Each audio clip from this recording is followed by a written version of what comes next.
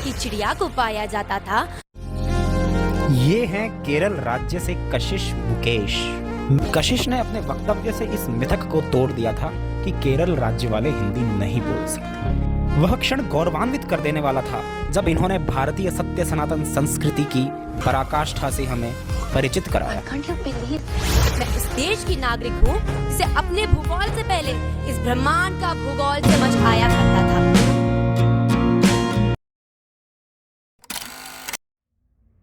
नमस्कार, आप देख रहे हैं गर्वित भारत।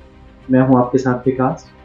और दोस्तों, आज हम जिस राज्य की बात करने जा रहे हैं वे राज्य भारत के दक्षिण पश्चिम में सह्याद्री श्रृंखलाओं और अरब महासागर के बीच में गिरा हुआ, और इस खूबसूरत राज्य का नाम है केरल।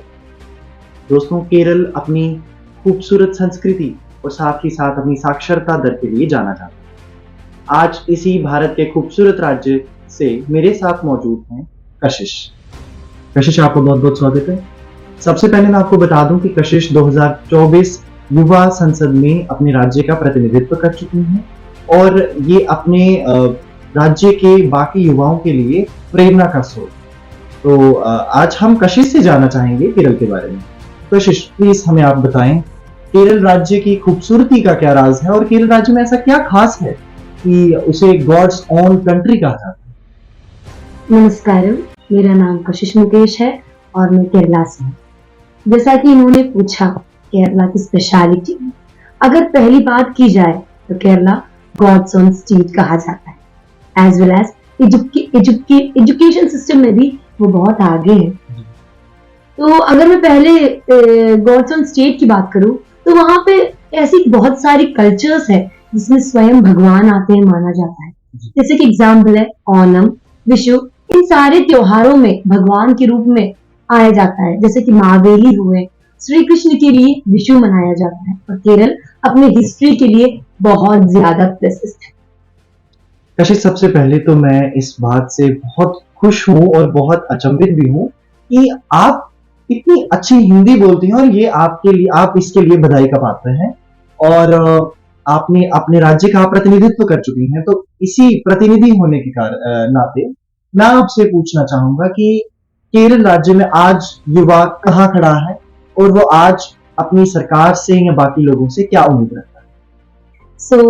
अगर मैं अपनी स्टेट की प्रॉब्लम्स की बात करूँ तो फर्स्ट मैं पॉइंट्स में बता देती हूँ। तो पहली अगर दिक्कत की बात करूँ तो वो है unemployment, second one women safety, third one drug addiction and the last environmental crisis. तो मैं आपसे अनुमति लेना चाहूंगी कि मैं डिस्क्राइब। अगर मैं अनएम्प्लॉयमेंट की बात करूं तो पूरे भारत को पता है कि केरला एजुकेटेड स्टेट मानी जाती है। क्यों? क्योंकि वहां पे हर एक व्यक्ति डिग्रियां प्राप्त करके बैठा है, ये सब कोई जानता है। लेकिन उसके पीछे एक और बात है कि उतनी डिग्री होने के बाद भी वो लोग ये मजदूरी करने जाते हैं। ये हम देख सकते हैं, मैं भी देखती हूँ क्योंकि मैं केरला में रहती हूँ। डिग्रियां होने के बाद भी वो लोग भारत में ना काम करते हुए बाहर जाते हैं क्योंकि वहां पे पीयर ग्रुप्स का प्रेशर होता है। डिग्रियां होने के बाद भी अगर घर का एनवायरनमेंट ठीक ना हो, उन्हें जो भी काम मिले वो करने जाना पड़ता है। So first reason is peer group pressure, as well as the second reason is family environment. आपके पास अगर डिग्रियां हैं और वो किसी काम की नहीं है तो ऐसी पढ़ाई की कोई मतलब नहीं है। द थर्ड रीजन, इस सारी चीजों के होते हुए भी अगर आपको नहीं कुछ मतलब आपके पास इतनी पढ़ाई है, इतनी डिग्रीज है, नहीं होता है, तो वहां के बच्चों में मैं सबसे ज्यादा देखती हूँ फांसी का फंदा। ये लास्ट रीजन बचता है। माइग्रेटेड होके इंडिया से बाहर जाते हैं। जी देखिए, ये पहला तो आपने जो बात की अनएम्प्लॉयमेंट, आप विमेन सेफ्टी के बारे में बात करें तो जहां तक मुझे याद है कि 2011 की जनगणना के अनुसार भारत में लिंग अनुपात में केरल राज्य सबसे आगे था और बहुत अच्छा प्रदर्शन कर रहा है। तो मैं ये आपसे मतलब ये सुनकर अचंभित हूँ कि वहां पर विमेन सेफ्टी की अगर प्रॉब्लम है तो आप उसके बारे में क्या समझती हैं, उसके क्या कारण हैं, और साथ ही साथ हम आपसे उसका सोल्यूशन भी जानना चाहते हैं। जी, अगर आप वुमेन सेफ्टी के बारे में बात कर रहे हैं तो आजकल हम लोग करंट सिनेरियो में देख पा रहे हैं कि भारत के हर एक स्टेट में वुमेन्स आर नॉट सेफ। ये हर आने वाली न्यूज़पेपर्स हर चीज में हम लोग ये एनालाइज कर सकते हैं। और अगर मैं केरला की बात करूँ तो हाल ही में पेपर में सबसे ज्यादा वहां पे पब्लिसिटी हुई थी कि मैं कासरगोड निवासी, मतलब मैं कासरगोड में रहती हूँ, और कासरगोड में कोवलपल्ली नाम की जगह पे रात के टाइम 6 में पढ़ने वाली एक लड़की के घर पे चोर आता है, और चोर आने के बाद उसके साथ रेप करके उसे मार कर चला जाता। तो मैं ये नहीं कह सकती कि केरला लिटरेसी रेट में आगे है या फिर एजुकेटेड स्टेट है तो वहां पे वुमेन सेफ्टी है, और वुमेन सेफ्टी वहां पे भी बिल्कुल धीरे धीरे कम होता है। आप इसके क्या कारण मानते हैं? मतलब अगर आप एक निवासी होने के नाते, आप एक प्रतिनिधि होने के नाते, आप क्या कारण मानते हैं वुमेन सेफ्टी में? अगर ये दिखाई दे रहा है अगर वुमेन सेफ नहीं है, इसके पीछे अगर एजुकेशन भी फुल है, लिटरेसी रेट अच्छा है, तो फिर इसके पीछे आखिर ऐसा क्या कारण है कि लोग आज भी वुमेन जो है वो अनसेफ फील कर रही हैं अपनी ही स्टेट में? ये बात बस नहीं है केरला की, ये हर एक स्टेट की बात है, एंड यहाँ पे लैक ऑफ व्हाट अवेयरनेस की बात। जी, आप एजुकेशन की हमने बात करी तो हम बहुत उत्साहित हैं ये जानने के लिए केरल के एजुकेशन सिस्टम के बारे में जानने के लिए, तो आप प्लीज इसको थोड़ी सी रोशनी करें एजुकेशन सिस्टम के बारे जी, अगर एजुकेशन सिस्टम के बारे में बात की जाए तो केरला ऑल ओवर द, अगर मैं इंडिया ही लेती हूँ तो एजुकेशन सिस्टम में सबसे फर्स्ट रैंक पे केरला है, ये मैं मानती हूँ। बट अगर एजुकेशन से रिलेटेड मैं प्रैक्टिकल की बात करूँ तो हमारे केरल में बस सिलेबस को वो लोग दे देते हैं या थोप देते हैं बच्चों के ऊपर कि ये आपको पढ़ना है, ये या फिर ये पॉइंट्स आपको रिमेम्बर करना है एग्जाम के टाइम पे।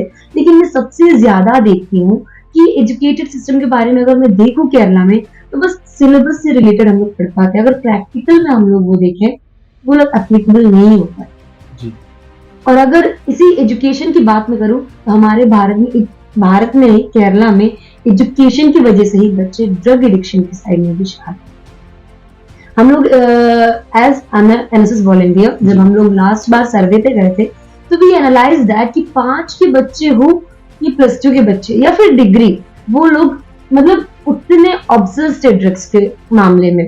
और अगर जब हम लोग उनसे इंटरेक्ट करते हैं तो वो बताते हैं हम लोगों पे ये इतनी पढ़ने की टेंशन, इन सारी वजह से हम लोग ये यूज कर रहे हैं कि हमारे माइंड रिलैक्स। तो इसके बारे में आप क्या समझती हैं कि यूथ को कैसे हम सही रास्ते पर लेके जा सकते हैं? आप एक युवा प्रतिनिधि हैं और आपने जब संसद में अपना भाषण दिया था आपने उसमें भी युवाओं की बात की थी। आप युवाओं को क्या संदेश देना चाहते हैं कि वो इस रास्ते पे ना चलकर वो कैसे अपनी लाइफ को, अपनी स्टडीज को लेकर, अपने एम्प्लॉयमेंट को लेकर आगे बढ़ें? एक पॉजिटिव क्या मैसेज आप देना चाहेंगे? जी, अगर मैं युवाओं को एक सही रास्ता दिखाना चाहती हूँ तो मैं कुछ पुरानी बातें कहना चाहूंगी। अगर हम लोग पहले देखते थे तो जब मैं खुद 5 में या 6 में पढ़ती थी तो हमारे पास एक पीटी थी, एक वर्क एक्सपीरियंस होता था। लेकिन आज की अगर आप टाइम टेबल उठा के देखोगे तो वहां पे पीटी और वर्क एक्सपीरियंस जैसे कि 1 महीने में 2 बार। शायद इस वजह से हो सकता है कि 5 में पढ़ने वाला बच्चा तक ड्रग्स यूज कर रहा है या फिर स्टैम्प्स यूज कर रहा है, एडिक्टेड होते जा रहे हैं इसमें।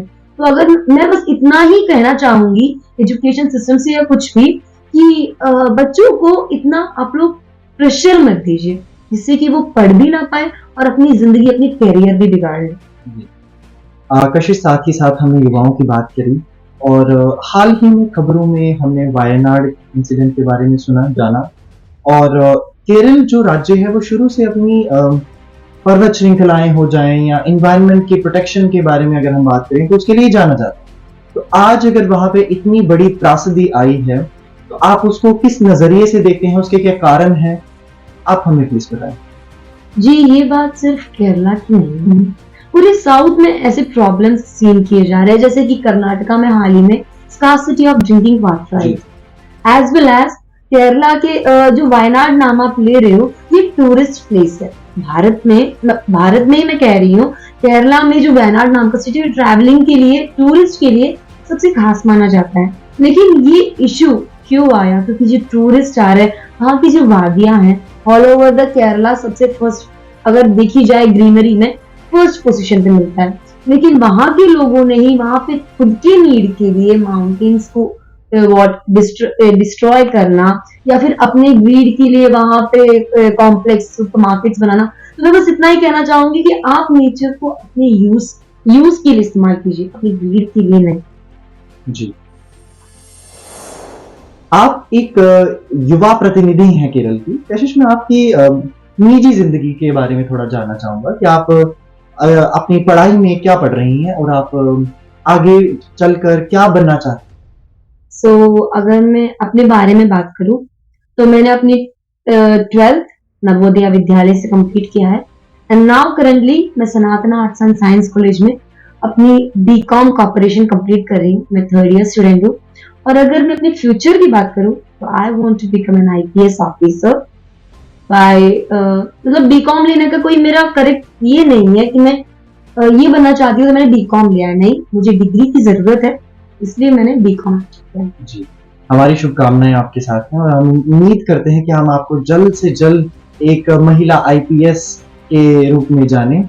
और मैं आपसे ये जानना चाहूँ, जैसे आपने कहा कि आप बीकॉम कर रही हैं, तो क्या इसमें जैसे आपने केरला का प्रतिनिधित्व किया, तो क्या आपके कॉलेज या आपके जो एजुकेशन इंस्टीट्यूट है उन्होंने आपकी इसमें कोई मदद की हो या उसमें उनका क्या योगदान रहा?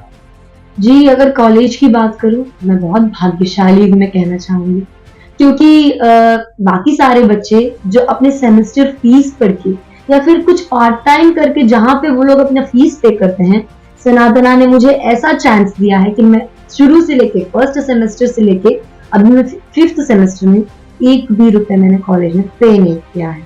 और बात अगर मैं यूनिवर्सिटी की करूं तो मैं कन्नूर यूनिवर्सिटी के अंडर में पढ़ती हूँ, अफिलिएटेड कॉलेज है मेरा। तो मैंने जनवरी में NYF में नेशनल यूथ फेस्टिवल में यूनिवर्सिटी को रिप्रेजेंट किया था, फिर NYPF में नेशनल यूथ पार्लियामेंट फेस्टिवल में पूरी केरला को प्रेजेंट किया था और आज फिर वही कर रही हूँ।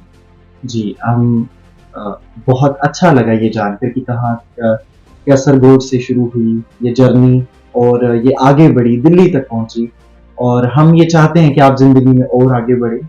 कशिश, बहुत अच्छी बात आपने कही और मैं यकीनन ये कहना चाहूंगा कि आप केरल ही नहीं पूरे भारत के युवाओं के लिए प्रेरणा स्रोत हैं और आप बहुत अच्छा काम कर रही हैं और बहुत अच्छा लगा आपसे बात करके। बहुत बहुत शुक्रिया। धन्यवाद। मैं इस देश की नागरिक हूँ जिसे अपने भूगोल से पहले इस ब्रह्मांड का भूगोल समझ आया करता था।